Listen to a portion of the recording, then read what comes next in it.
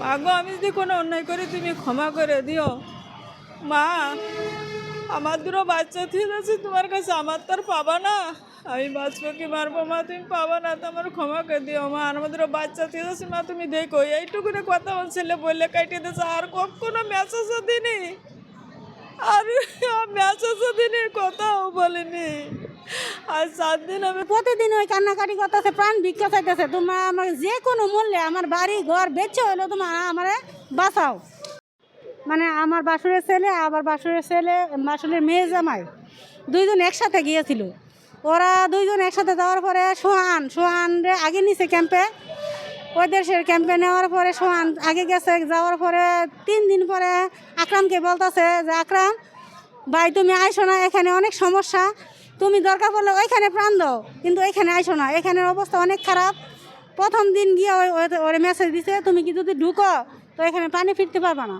তো ওরে আকরাম রে আর দেয় নাই ঢোকার জন্য, ওর আত্মীয় বনে জামাই, তো ওর জীবনে রিস্ক হইলো যে আমার বনে জামাই সেফ থাকুক এরকম জানাই দেওয়ার পরে ও ঢুকে নাই। দালাল রাহেরা চাপ দিতেছে তুমি তাড়াতাড়ি ওইটার ভিতরে যাইতে হইব।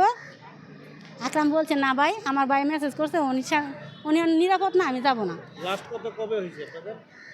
সোহানের সাথে সোহানে তো মনে করে 1 দিন 2 দিন পরে পরে একটু মেসেজ দেয়, কথা বলতে পারে না। মানে সোহান না, ওর সাথে যা 10 জন আছে যারা জীবিত আছে বর্তমানে, ওরাও কথা বলতে পারে না। ওমরা বিষয় দিছে যে দালালরা দিছে। দালালের বাড়ি তো নড়াইলে আমরা জানি না। ওর অফিস আছে বনানীতে, ব্লকে 4 নম্বর রোড 4 নম্বর বাড়ি। ও আমার বাসুরের ছেলে, ওর মাধ্যমে যোগাযোগ কিভাবে হয়েছে ও জানে। ও ঢাকা আসতে যায়, ওর সাথে যোগাযোগ হয়েছে আর কি, তো ওর মাধ্যমে গেছে ইয়ারে। তখন ও যখন ক্যান্টনমেন্টে ঢুকার পরে আর দেয় নাই আকরামকে যাওয়ার জন্য, আকরামকে চাপ দিতেছে যে তুমি ঢুকো আর না আমাদের এখান থেকে চলে যাও। তো এখানে চিনে না জানে না, হয়তো ভয় পাইব। ও বলছে ঠিক আছে আমি আপনাদের কাছে চলে যাবো, সমস্যা নাই, আমি ওইটার ভিতরে যাবো না। পরে কয় না যাইলে কিন্তু তোমার মারমু, এটা করবো এটা করবো, অনেক ভয় দিতে। যদি মারো তো এনই মার, আমি হেন গেলে তখন মরমু, এনই মরে যাবো গা। পরে ওরা বার করে দিয়েছে, বার করে দেওয়ার পরে আমরা এক আত্মীয়র মাধ্যমে ওরা সেভ করছি রাশিয়া। পরে ওইখান থেকে বাংলাদেশে টিকিট কেটে দিছি, তো তুমি চলে আসো, তুমি সেভে যাও। পরে ও বাংলাদেশে চলে আসে। রাশিয়ার রাষ্ট্রপতি ছিল ওরা। আর সোহান এখন যে জায়গা আছে সম্ভবত রাশিয়া ইউক্রেন শেষ সীমান্ত, যে একটা সীমান্ত দখল করছে না, ডোনাক্স নাকি কি জানি নাম, ওইখানে সম্ভবত ও আছে। ও করছে না, ওর সাথে আরো 3-4 জন যারা আছে এরা 2 জন যুদ্ধে পর। প্রতিদিন ওই কান্নাকাটি করতেছে, প্রাণ ভিক্ষা চাইতেছে, তোমরা আমাকে যে কোনো মূল্যে আমার বাড়ি ঘর বেচে হইলো তোমরা আমারে বাঁচাও।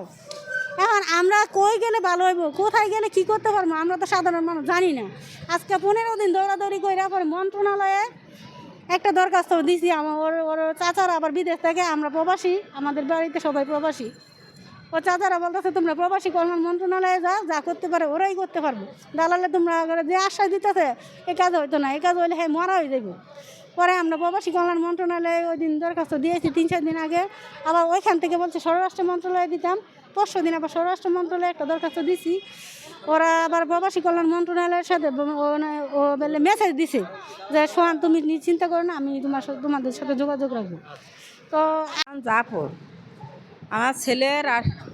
আমার ছেলে প্রথম সাইপ্রাসে, এরা যে কয়জন বললে ওরা সবাই সাইপ্রাসে যাচ্ছিল।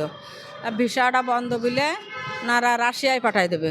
আমি বললাম রাশিয়ায় ছেলে পাঠাবো না, রাশিয়ায় যুদ্ধর দেশ পাঠাবো না। ম্যাডাম বললো যে তোমার মা কি বোঝে না, আমরা পাঠাবো কোন নামের কথা বলে ওই জায়গাটায় পাঠাবো। আমার ভাই পাঠাচ্ছি, আপন ভাই, আমার ভাইপো পাঠাচ্ছি, আমার মামাতে ভাই পাঠাচ্ছি, তো তোমাদের কি অসুবিধায়? এবার সেইভাবে জমা দিয়েছে, সরকারি বিষয়ে জমা দিয়েছে। দেওয়ার পরে আমার ছেলের হজে নিয়ে গেছে, সবার রোগের 40 জন লোক ধরে ওরা হজে নিয়ে গেছে। হজে উমরা হজ করাইছে 22 দিন, করাইয়ে ওনাদের মুখে রেখেছে 2 মাস। 2 মাস পরে বলছে যে অক্সিজেনে আর এখন টাকা লাগবে, আছে কাপড় চোপড় কিনতে হবে, কোনো ব্যাগ কিনতে ব্যাগ কিনে দিস, তা হয়নি, আবার ব্যাগ কিনতে হবে, কোনো ডলার করতে হবে। তাই কে আবার সুদে করে আমি 80,000 টাকা নিয়ে পাঠাইছি সৌদি। পাঠানোর পরে তারপর সৌদিতে নিয়ে গেছে, দুবাইতে নিয়ে গেছে, কোন জায়গাটায় সেখানতে রাশিয়ায় নিয়ে গেছে। বলছে রাশিয়ায় নিয়ে যেয়ে ওই সৌদির দালাল, রাশিয়ার দালালে ওই সেই মিজান নাকি তার কাছ নাকি বেচিয়ে দিয়েছে, এক একজনের 20,000 টাকা করে বেচিয়ে দিয়েছে।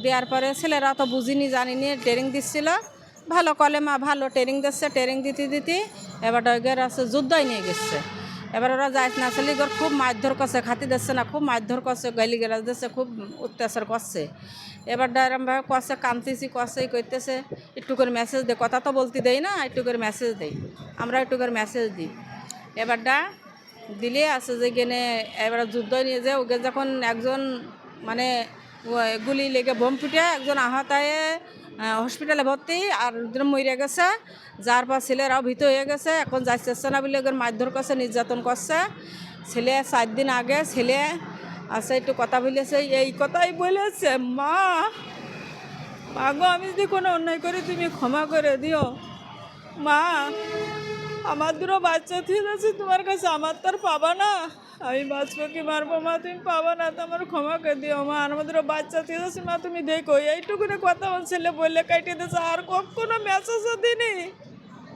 আর মেসেজও দিনি কথাও বলিনি আর 7 দিন আমি কোনো মেসেজ পাইনি কোনো তাহলে আমার ছেলে কত নির্যাতনে কত কষ্টই আছে একটা মেসেজও দিতে পারতেন না তাই আমি সরকারের কাছে আমি তো সরকারের বিষয় পাঠাইছি সরকারের কাছে আমরা সবাই মিলে আবেদন করতে আইছি সরকারে আমরা ধরো 8 লাখ টাকা দিছি সরকারে আমাদের সুস্থ বিচার করে দিক আমাদের সুস্থ শরীর সুস্থ বিচার করে দিক তাই আমরা সরকারের কাছে আবেদন জানাতে আইছি আর দালালের কঠিন শাস্তি দিক আমরা এইটুকুনি আবেদন করতে আইছি সরকারের কাছে এই বিচারটা আমরা চাইতে আইছি